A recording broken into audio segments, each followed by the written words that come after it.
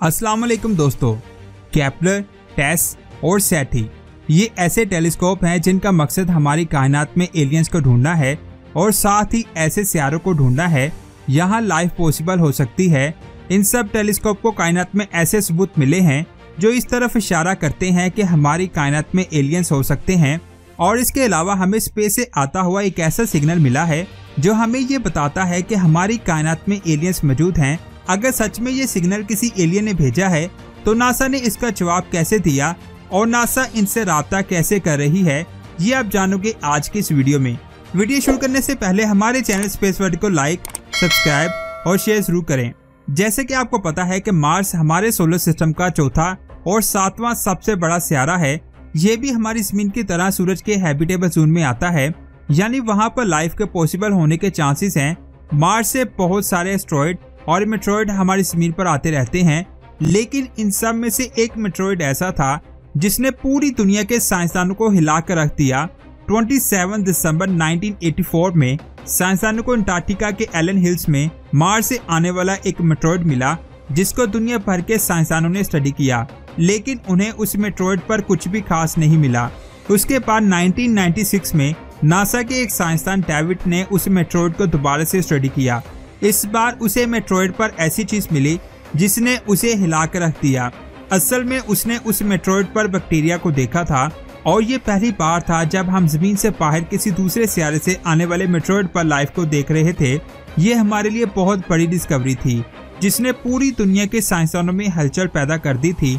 और इसी डिस्कवरी की वजह से साइंसदान मानने लगे कि अगर मार्स पर लाइफ के निशान मिल सकते हैं तो पूरी कायनात में किसी न किसी सियारे पर लाइफ पॉसिबल हो सकती है।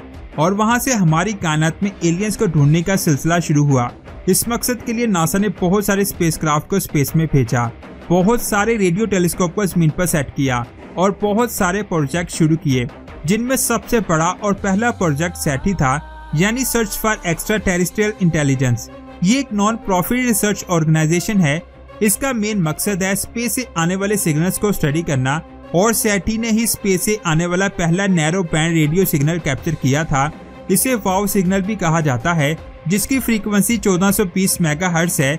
और आज तक जितने भी सिग्नल मिले हैं उनमें से ये सिग्नल सबसे ज्यादा बेस्ट है, क्योंकि 1420 मेगाहर्ट्ज वही फ्रीक्वेंसी है जिस पर हम जमीन से बाहर स्पेस में सिग्नल भेजते हैं, ताकि अगर कायनात में कहीं ना कहीं एलियन मौजूद है तो उन्हें पता चल सके कि जमीन पर हम इंसान रहते हैं।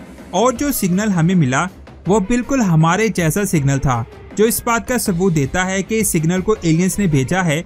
इसके अलावा सेटी ने बहुत सारे अननोन सिग्नल्स को कैप्चर तो किया, लेकिन ये सिग्नल किसी एलियन सिविलाइजेशन ने ही भेजे, उसका ठोस सबूत हमारे पास नहीं था।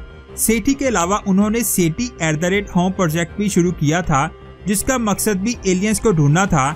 लेकिन इस प्रोजेक्ट की सबसे खास बात ये थी कि बर्कली में रहने वाला हर इंसान घर बैठा बैठा अरेकबो टेलीस्कोप से आने वाले रेडियो सिग्नल्स को ऑब्जर्व कर सकता था। इस प्रोजेक्ट से बर्कली में रहने वाला हर स्टूडेंट और आदमी साइंटिस्ट बन चुका था, लेकिन इतना ज्यादा सिग्नल्स को स्टडी करने के बाद भी साइंसदानों को एक भी सिग्नल ऐसा नहीं मिला जो एलियंस के होने का सबूत दे। यानी ये प्रोजेक्ट उनके लिए नाकाम हो चुका था, लेकिन उन्होंने हार नहीं मानी और इसके बाद सेटी और नासा ने मिलकर ऐसे कई प्रोजेक्ट शुरू किए, जिनमें पहला प्रोजेक्ट था प्रोजेक्ट फिनिक्स। इस प्रोजेक्ट से साइंसदानों को पता चला कि स्पेस में 200 लाइट ईयर के एरिया में ऐसे कई हजार स्टार्स मौजूद हैं जो हमारे सूरज जैसे हैं, क्योंकि उनका मानना था कि ऐसे स्टार्स के गिर्द कई सियारे ऐसे होंगे यहाँ हम जैसे इंसान रहते हों, लेकिन यहाँ पर भी उन्हें कुछ हासिल नहीं हुआ, जिसकी वजह से साइंसदानों को ये भी प्रोजेक्ट बंद करना पड़ा। लेकिन आखिर उन्होंने ऐसा क्यों किया, उन्होंने हार क्यों मानी? उसकी सबसे मेन वजह थी रेडियो सैटेलाइट्स की कमी, क्योंकि जितनी सैटेलाइट्स उनके पास थी उनसे स्पेस का एक छोटा सा हिस्सा कवर हो रहा था, जिसकी वजह से इस प्रोजेक्ट को बंद करना पड़ा। लेकिन 2005 में नासा और सेटी के एक और प्रोजेक्ट ने इस कमी को पूरा किया, जिसका नाम था एलन टेलीस्कोप अरे। पहले प्रोजेक्ट में साइंसदानों को पता चल चुका था कि उन्हें स्पेस में किस जगह पर स्टडी करना है, लेकिन इस डायरेक्शन को स्टडी करने के बाद भी साइंसदानों को कुछ नहीं मिला। इस प्रोजेक्ट में उन्हें एलियंस तो नहीं मिले, लेकिन बहुत सारे सियारे मिल चुके थे, लेकिन उन सियारों पर कुछ भी नहीं था। साइंसदान सर पकड़कर बैठ गए थे, क्योंकि ये प्रोजेक्ट बहुत ज्यादा महंगा था इस प्रोजेक्ट में 42 रेडियो टेलीस्कोप लगाए गए थे। हर टेलीस्कोप 1 से 9 गीगाहर्ट्ज की फ्रीक्वेंसी से रेडियो टेलीस्कोप को ऑब्जर्व कर रहा था, लेकिन इतने ज्यादा टेलीस्कोप लगाने के बाद भी साइंसदानों के हाथ कुछ नहीं लगा। उन्हें ऐसे सबूत नहीं मिल पाए जो इस तरफ इशारा करते हैं कि वहां लाइफ मौजूद है। उन्होंने बहुत ज्यादा एक्सपेरिमेंट भी किए, लेकिन फिर भी उनके हाथ कुछ नहीं आया और इतनी ज्यादा नाकामी के बावजूद नासा को ये प्रोजेक्ट भी बंद करना पड़ा। इन प्रोजेक्ट से आप अंदाजा लगा सकते हैं कि नासा एलियंस को ढूंढने के लिए कितना ज्यादा पैसा खर्च करता है। यानी 1996 से लेकर 2005 तक नासा और सेटी ने मिलकर जितने भी मिशन किए थे वो सारे के सारे फेल हो चुके थे। लेकिन इन सब मिशन से साइंसदानों को पता चल चुका था कि उन्हें स्पेस के किस हिस्से को स्टडी करना है और किस हिस्से को नहीं, और स्पेस में किस चीज को स्टडी करना चाहिए और किसको नहीं। इन सब चीजों को देखते हुए नासा ने 2009 में केपलर स्पेस टेलीस्कोप को लॉन्च किया। ये हबल के बाद अब तक का सबसे एडवांस टेलीस्कोप था जिसने स्पेस को देखने का हमारा नजरिया ही बदल दिया। इस टेलीस्कोप से हमने एक्सोप्लैनेट की बहुत बड़ी दुनिया को देखा जिसके बारे में हम पहले तसव्वुर भी नहीं कर सकते थे कि हमारी कायनात में इतने सारे सियारे हो सकते हैं। और ये भी पता लगाया कि इन सभी सियारों में से बहुत सारे सियारे ऐसे भी हो सकते हैं जो बिल्कुल हमारी ज़मीन जैसे हों। इसने अपनी पूरी लाइफ में 5,30,000 स्टार्स को स्टडी किया और 2,662 सियारों का पता लगाया, जो हमारे लिए बहुत बड़ी डिस्कवरी थी। इन सियारों में से केपलर 452b, केपलर 218b जैसे सियारे भी शामिल हैं। यहाँ पर पानी के समुद्र होने के चांसेस भी हैं, लेकिन इस टेलीस्कोप से भी हमें वो सबूत नहीं मिल पाए जिसे हमें लगे कि हाँ कायनात में एलियंस हैं। इस टेलीस्कोप का मेन मकसद था हमारे सूरज जैसे स्टार्स को ढूंढना और ये देखना कि कौन सा सियारा अपने स्टार के हैबिटेबल जोन में आता है।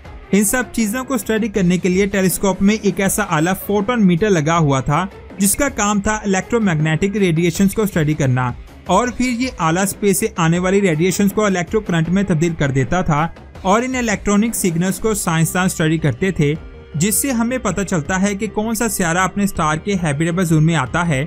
और अब तक इतने सारे प्रोजेक्ट करने के बाद भी साइंसदान को कोई एक भी ऐसा सिग्नल नहीं मिला जो इस तरफ इशारा करता हो कि हाँ वहाँ एलियंस हैं।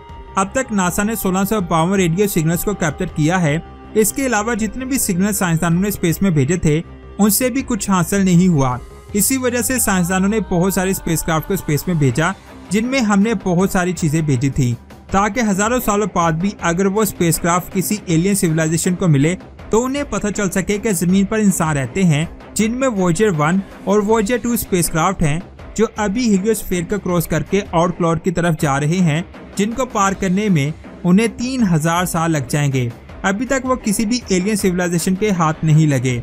ये भी पॉसिबल हो सकता है कि हमारे पास इस वक्त वो टेक्नोलॉजी नहीं है जो स्पेस से आने वाले सिग्नल को स्टडी कर सके, जिससे हमें पता चल सके कि स्पेस में कोई एलियन सिविलाइजेशन है। हो सकता है कि फ्यूचर में हम वो टेक्नोलॉजी बना लें जिससे हम एलियंस को ढूंढ सकें।